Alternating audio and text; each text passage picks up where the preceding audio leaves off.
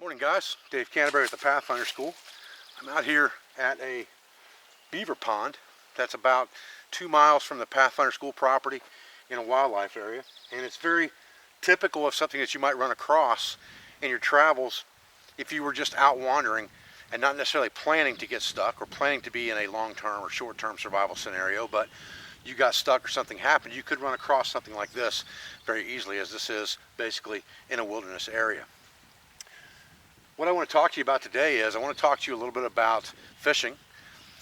There's a couple items that we saw on our website to help you fish for enjoyment, for putting food on the table, or also for your survival pack or your self-reliance bag that you carry with you into the woods when you tramp or camp, as Nesmith would say.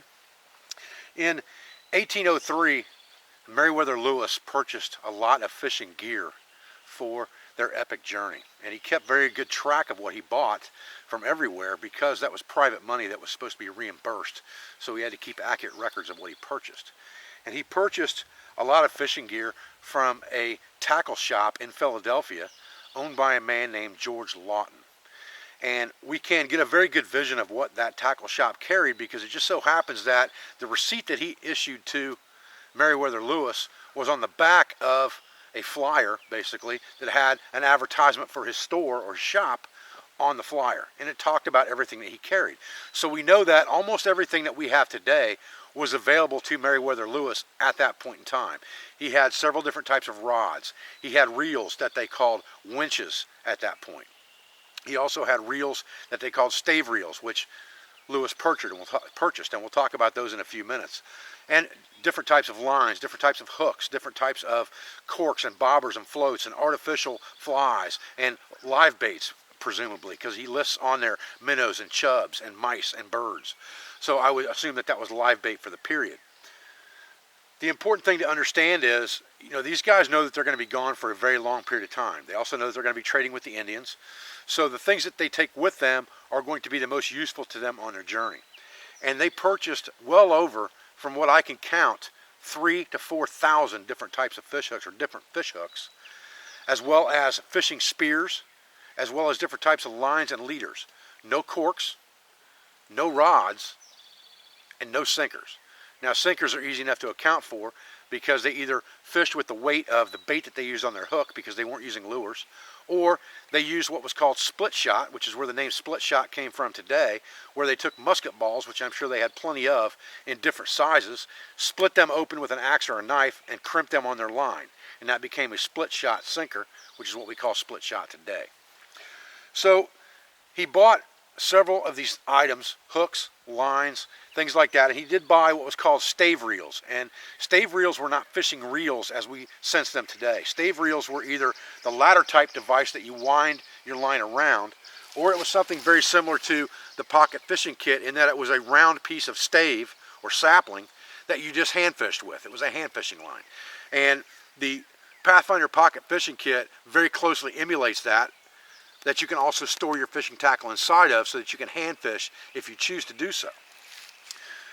There were rods that were used back in that day. He had lots and lots of rods in his shop for what was called angling, and there's a lot of discussion about where the word angling originated, and as close as I can figure, it's a toss-up between two things, but I would tend to believe that the word angling comes from the angle of the rod and the line into the water was called angling.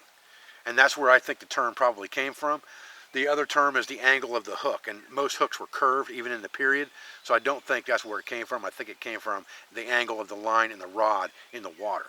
But angling, per se, was really considered to be something for the rich, the wealthy, or the well-to-do. It wasn't really something that was considered common man back then, although there are plenty of accounts of people cutting saplings off and tying a stick to them, or using a piece of cane or things like that to fish with a rod and a line, but not with rod, reel, and line. Those things were considered more well-to-do and more expensive during that day and time period. So when Lewis and Clark bought their things, they bought only the things that they were going to either trade with the Indians or that they were going to use on their journey. And there's accounts of Lewis and Clark fishing, but there are no accounts of them ever using a rod for fishing.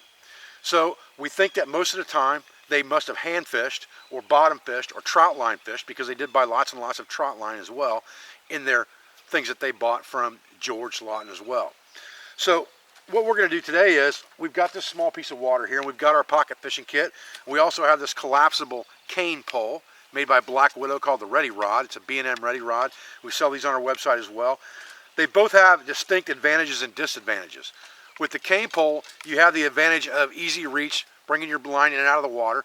You can tie a fly to the end of it and pop with a fly if you want to. With the pocket fishing kit, you have the advantage of the reel, so you can actually use a lure if you wanted to. Now you could also buy some type of small reel and attach it to this rod, easy enough probably, with zip ties or duct tape, something like that, like a small crappie reel or something, or a cheap fly reel if you wanted to, and use it in that manner as well. But these are the two rods that we're going to use today, and we're going to start off with the Ready Rod, and we're just going to throw a worm on here and see if there's any fish in here. Stay with me, guys. Okay guys, like I said, the beauty of this system is reach. I've just got a little stick poked into my strike indicator here. I'm going to fish just about 1.5 feet deep with this thing, but I'm not going to put any sinker on here. I'm just going to let the worm sink as it will. Start off with that, and you're just going to flip it out there. And again, like I said, reach is your advantage. You just flip it right out there and let it sit. And we'll see what happens here.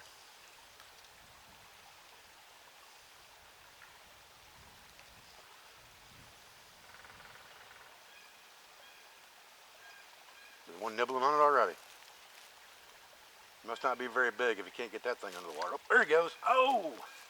Just lost him. Just lost him. Okay. So, get our line back over here. We got wrapped around the trees a couple times. Actually, we did catch him. Holy cow. Look at the size of that fish, fellas. Holy cow, are you serious with that?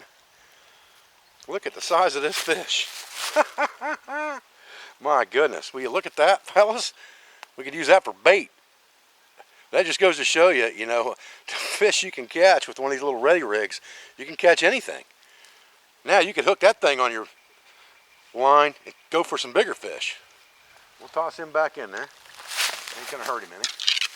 Get our line out from around this tree we got in front of us here.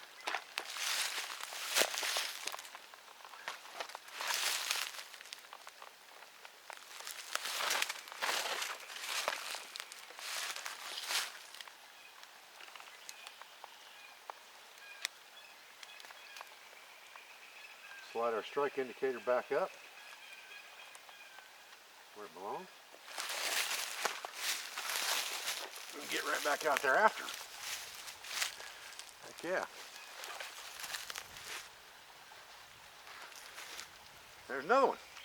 Oh, I missed him. Goodness gracious. Try him again. I don't think he got my bait. We'll find out in a minute. Man, there's a whole pile of them right here in this little hole. That thing went in the water for 5 seconds. Well, oh, my strike indicator slid back up to the top there. That bait's floating on top. We're going to have to put a bigger stick in there, I got a feeling. So I'll just grab one off the ground here. Don't have to be nothing special. Just has to fit down inside there. Pretty good. That one's a little bit thick. Could trim it down with my knife, but I'm a little stubborn too, so I'll just fish around until I find another stick.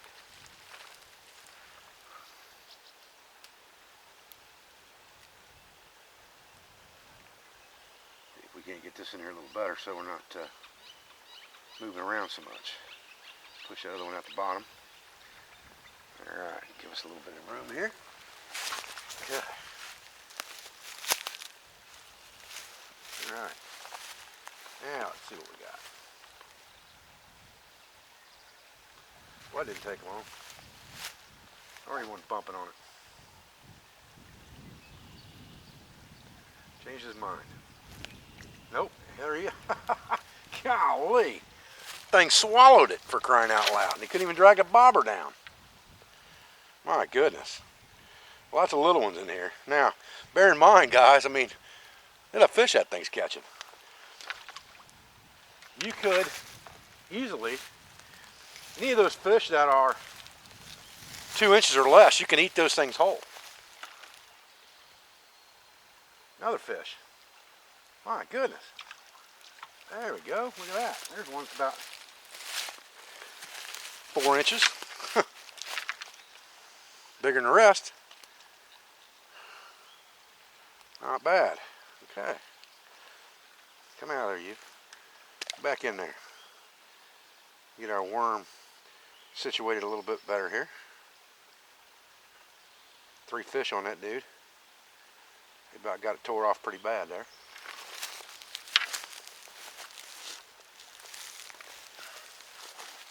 Holy cow. Hit the bobber. I may have to come out here and try some fly fishing. Oh, there's another fish. Look at that. Another 4-incher. Golly. Ripping them apart, boys. Ripping them apart. The problem is, they're starting to get real aggressive. This guy looks like he might have swallowed the hook.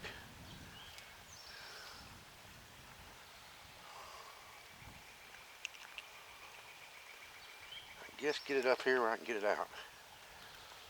Be all right. Almost. Almost. All right. There you go, buddy. Back you go. Okay. Man. Boy, if this ain't a whole lot of fun, we're going to have to do some fly fishing out here. Them things hit the bobber. Another one. Whoop, little baby one again. Look at that. Golly. Man, these fish are aggressive in here. These things are flat out hungry. I get a fly out here, I'm going to have a blast. Now we're going to have to go get the 18th century fly rod. Bring that dude out here for sure. That's more fun than talking about it right there. Golly. This thing's getting slimy now, boy. All the fish been on this thing.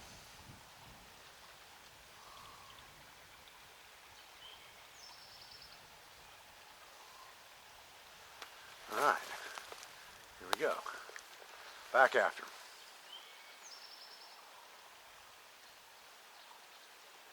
There's another one. Golly. Man, oh man, another little one. I'll tell you what, these guys are not playing. They're hungry, for sure. Golly. Another little baby one there. But, you know, again, bait. If it ain't food, it can definitely be bait. But you can eat them little ones too if you have to. The ready rig's tearing them up. I'm having too much fun to put it down now. Another one getting after it. Golly. Oh, there's another one. Man, oh man, look at that. Some serious stuff going on here. And these are not normal bluegill. These are like warmouths. A couple of these things are. This thing's got like a bass mouth on him. Huh. Like a red ear. Man, oh man. And this is just a little piece of this pond. Just a little bitty hole where I figured there was a little bit of deep water where the dam had backed up. Golly, that thing was just all over it right there. Hey, he cleaned me off, that guy did. All right, well, there's a bunch of fish right there for sure. And that was all on the one worm. So now, we're gonna have to straighten our stuff out here. Get another worm on here. Tell you what, fellas, I'm hearing a lot of frogs out here too. Now, here's the advantage of the cane pole over this pocket fishing kit. Now, this pocket fishing kit, I can cast, so I can get a little bit of distance on this thing, but, you know, I've got a lot of brush right here. I'm gonna have to reel it through, whereas the cane pole I could just lift up. So I may have to move over on the bank a little bit for this one. So let's pick the camera up and go out here on this point right here, so we can take advantage of what we got here. Okay. Throw that out. Already got one hitting it. Look at that. Oh, okay, I got him. I got him. Come on in here, little man. So you see, it don't matter. You know, it's the little hook thing is what it boils down to. It's all about the little hook. We got a fish right here. There he is. Still got bait. So we're still fishing. Get the hook out of his mouth and put him back in there. Cast this dude back out there, just a nice easy underhanded cast. Over by the bank there, that thing went clear over by the other bank.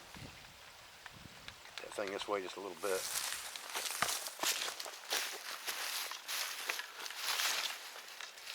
Well guys, I'm Dave Canterbury at the Pathfinder School. Looks like the fish have slowed down a little bit now in this little hole anyway. I haven't moved around too much, but I appreciate you joining me for this video. And I'll tell you, whether you're looking to just have some good fun with your youngins on a weekend afternoon, or you're out having fun yourself and relaxing by a tree and doing some fishing, or even needing to put food on the table, this Blackwood Ready Rig and this pocket fishing kit will both line the bank with panfish.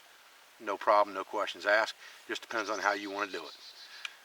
I appreciate everything you guys do for me, for my school, for my family, for all my friends, affiliates, and supporters and sponsors. I'll be back with another video as soon as I can, guys. Thanks.